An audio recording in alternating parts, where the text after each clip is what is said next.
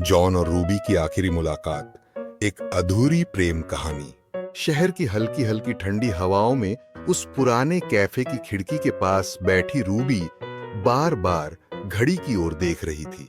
उसकी आंखों में बेचैनी थी, जैसे किसी का इंतजार कर रही हो। और तभी दरवाजे की घंटी बजी और जॉन अंदर आया। उसकी आंखों में एक अजीब सा दर्द था, लेकिन चेहरे पर हल्की मुस्कान थी। रूबी, उसने धीमे से कहा।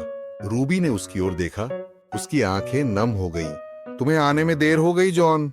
जॉन कुर्सी खींचकर बैठ गया और उसके हाथों को थाम लिया। मैं चाहता था कि यह मुलाकात हमेशा याद रहे।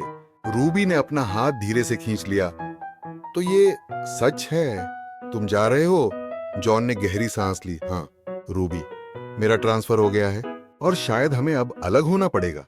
रूबी की आंखों से आंसू छलक पड़े। क्या एक बार भी नहीं सोचा कि मैं तुम्हारे बिना कैसे रहूंगी? जॉन ने उसका चेहरा अपने हाथों में लिया।